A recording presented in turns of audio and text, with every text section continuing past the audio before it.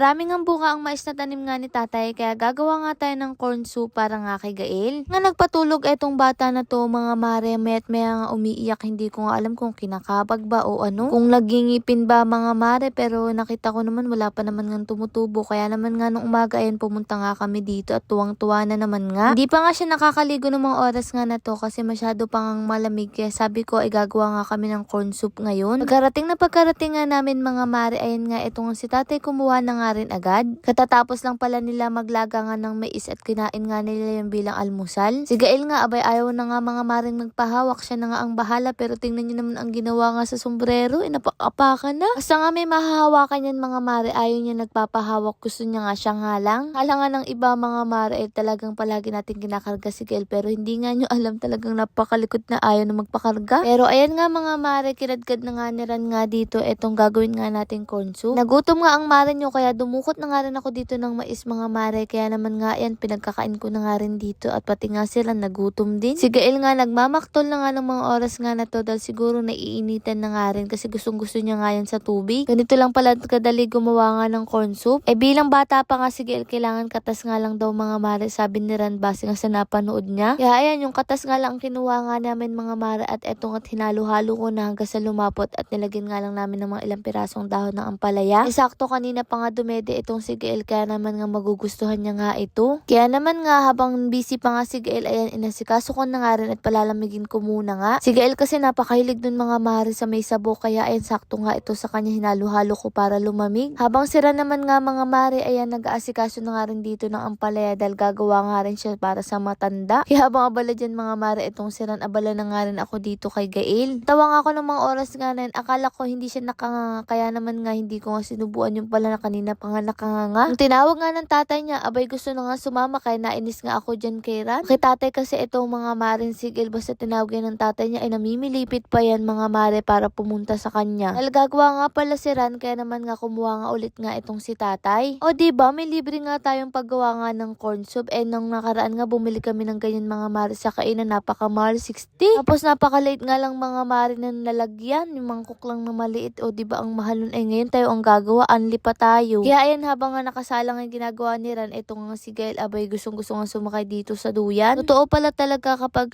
may bata nga sa loob ng bahay, iba rin talaga ang setting. Tingnan nyo bawat ngiti niya ay talaga nakakawala ng pagod at tawa niya. Kahit papaano nga ay nakabawi-bawi na nga rin yung katawan niya nga mga mare, kasi alam niyo naman nga sunod-sunod siyang nagkasakit. At eto na nga dahil manananghalian na tayo mga mare, sakto pala bumili nga kami ng ganitong tinapa, kaya naman lulutuin ko na rin pagkatapos nitong luto na to. Para nga kompleto nga mga mare itong corn soup natin, kaya nilagyan nga ni Ran ulit nga ng ampalaya. Para balanse lang nga mga mare, kaya ayan pagkalagay niya nga maya-maya ay aalisin na nga rin yan para hindi masyadong maluto. Nung mga oras nga na to ay nagmamaktol na nga rin si Gail, kaya naman sabi ko kay Ran dito na nga lang din paliguan. Kaya habang nagpiprito nga ako dito mga mare ay tinignan ko nga sila, ay talagang napangiti nga ako. Ba naman kasi itong si Gail tuwang-tuwa na naman nga dito sa tubig, dito ko na nga lang pinaliguan itong si Gail, kumuha na nga lang kami doon ng shampoo. Kaya habang nagbababad siya dyan mga mare, ayan nasikaso ko na nga rin dito ang pagpiprito. Grabe, ewan ko na lang talaga kapag hindi ka nga natunaw sa ngiti ng batang ito. Nakatapos na nga ako lahat-lahat mga mare, eto nga si Gail ayaw pa nga rin umahon. Kaya ang tatay niya ay basang-basa na nga rin sa tubig. Napakasimple nga lang ng ulam nga natin ngayong pananghalian, pero masabi kong napakasarap nga nito. Pero napansin ko mga mare, parang napakarami ng langaw nga ngayon. Sabi kasi ni Ran kapag pinyahan o kaya ng manggahan ay talaga mga maring malangaw. Sa inyo rin ba mga mare ngayon ay malangaw na rin? Samahan nyo na nga rin kami kumain itong ang si Gail. Pagkatapos nga dyan mga mare maligo, ayan nagutom na nga rin. Pagkatapos naman nga dumede, ayun naglaro na nga dito mga mare sa gilid ko. Ang ulam nga natin ngayon mga mare ay talbos ng kamoting nilaga na may bagoong, tapos eto nga mga maring tinapa. Diba mga mare, tinapa nga lang ang binili natin, pero halos lahat ng yan ay libre nga lang natin nakuha sa bakuran. Kung ikaw nga ay gustong